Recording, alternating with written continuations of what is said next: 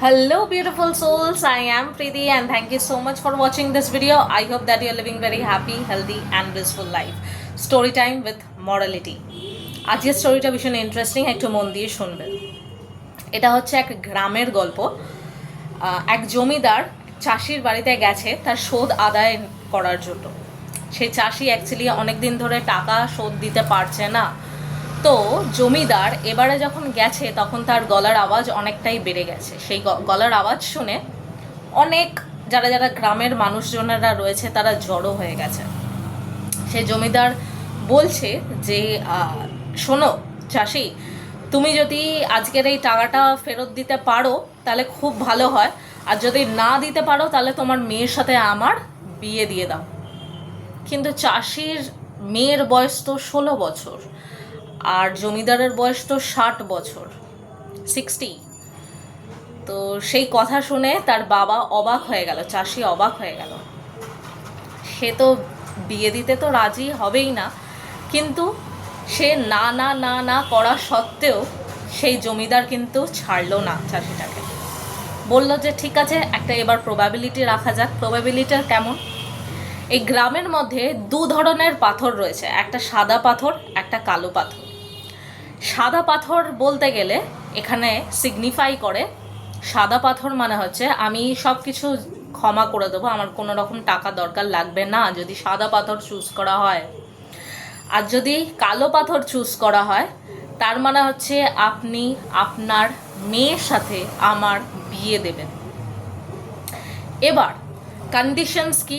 Conditions হচ্ছে, শর্ত হচ্ছে সেই পাথরগুলো অ্যাকচুয়ালি চুজ করবে চাষির মেয়ে, সেই 16 বছরের মেয়ে, কিন্তু তার চোখ বন্ধ থাকবে, সে কিন্তু দেখতে পারবে না সে কি পাথর চুজ করছে। যথারীতি একটা পাউচের মধ্যে জমিদার দুটো পাথর নিয়ে এলো, কিন্তু এখানে এই 16 বছরের মেয়েটা লুকিয়ে লুকিয়ে লক্ষ্য করলো যে জমিদার কিন্তু অ্যাকচুয়ালি একটা ছল করেছে। কেমন ধরনের ছল?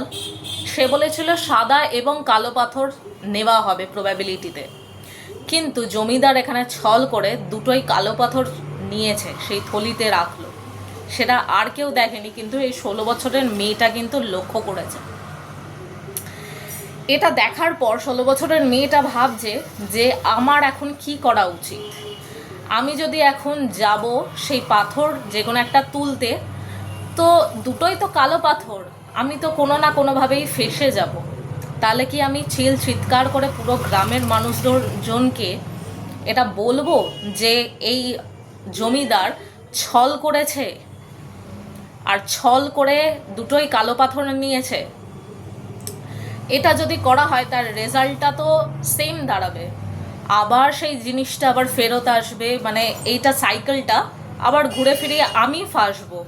আবার একটা কালো আর একটা সাদা পাথর চুজ করা হবে, সেই সময় যদি আমি কালো পাথর চুজ করি তাহলে সেই সময় তো ফাঁসবো আমি। তাহলে এবার কি করা যায়?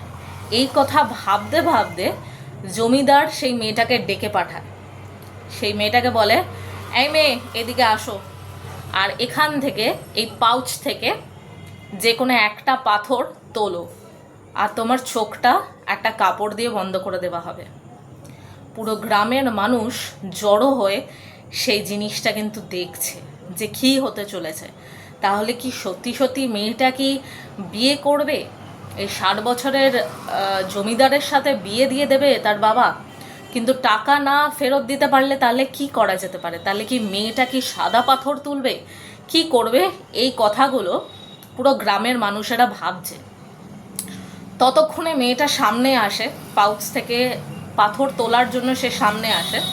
সে সামনে এসে জাস্ট পাউচের ভেতরে হাতটা ঢোকাতেই যাবে, আহ বলে সে অজ্ঞান হয়ে নিচে পড়ে যায়।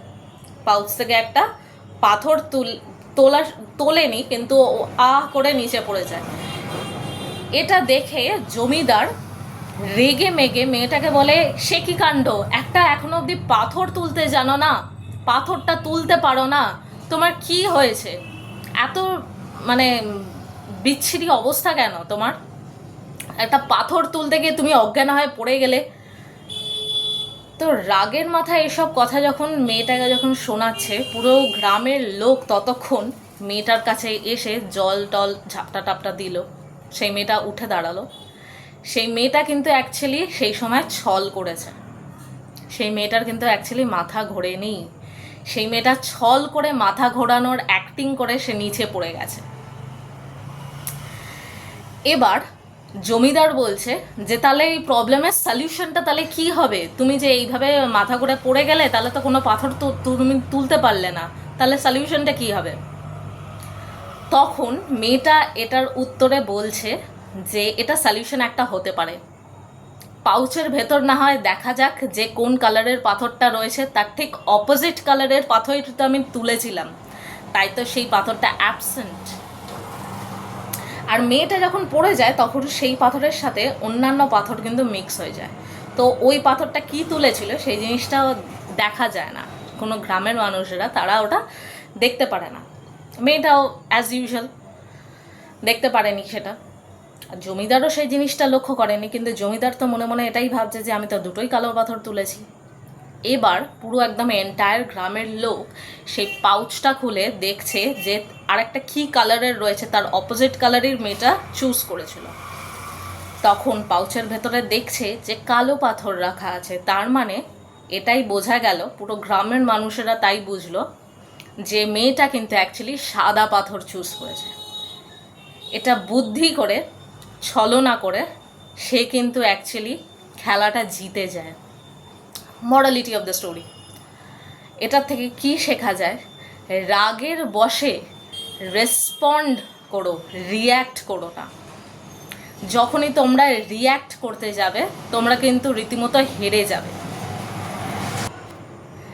রাগকে সবসময় কন্ট্রোল করতে জানো। আমি জানি রাগকে কন্ট্রোল করা ভীষণ ডিফিকাল্ট, বাট এটা ইম্পসিবল নয়। একেবারেই যে কোনো দিনও করাটা পসিবল হবে না সেটা কিন্তু একেবারেই নয়। এটা হয়তো একটুখানি ডিফিকাল্ট, বাট এটা প্র্যাকটিস করলে আস্তে আস্তে আস্তে আস্তে তোমরা ঠিক শিখে যাবে। রাগকে কন্ট্রোল করা জানতে হবে, কী করে কন্ট্রোল করতে হয়। আর রাগের মাথায় কোনো দিনই রিয়্যাক্ট করবে না। কাম ডাউন, বি পেশেন্ট, তারপরে নিজেকে জিজ্ঞেস করো যে এই প্রবলেম থেকে আমি কি করে বেরোবো। সেটাই কিন্তু রেসপন্ড হবে তোমার, রিয়্যাক্ট নয়। সেকেন্ড মরালিটি হচ্ছে ছলনা মানে এটা নয়, মিথ্যে কথা বলা মানে এটা নয় যে সবসময় সেটা অধর্মের পথে যাবে। কাউকে যদি বাঁচানোর জন্য সেটা মিথ্যে কথা বলা হয়, সেটা ছলনা করা হয়, সেটা কিন্তু অ্যাকচুয়ালি ধর্মের পথে এগোনো হয়। আর নাম্বার 3, সেটা আমার সবথেকে favourite morality. I am sorry এই মরালিটিটা বলার আগে, এই লেসনটা বলার আগে, যদি কারোর যদি কাউকে যদি আমি এটা হার্ট করে গিয়ে থাকে, আই এম রিয়েলি সরি। আগের থেকে আমি সরি বলে দিচ্ছি, বাট বিশ্বাস করুন এটা নিজের আমি পারসেপশন, আমি এটা এই ভিডিওতে শেয়ার করছি। নাম্বার 3 মরালিটি হচ্ছে এই পৃথিবীতে হয়তো রিলেশনশিপ বানাতে গেলে মন থেকে বানান আপনি সবার সাথে রিলেশনশিপ, কিন্তু সেই রিলেশনশিপ পালন করার জন্য নিজের বুদ্ধি ইউজ করুন, ইউজ ইয়োর উইজডম।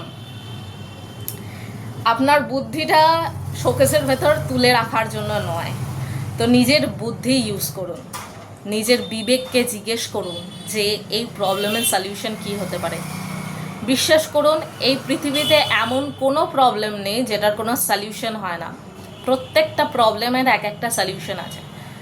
তো sit down with yourself and ask yourself that what can be the solution of this problem.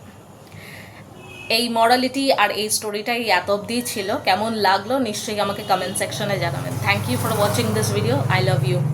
Tata, by.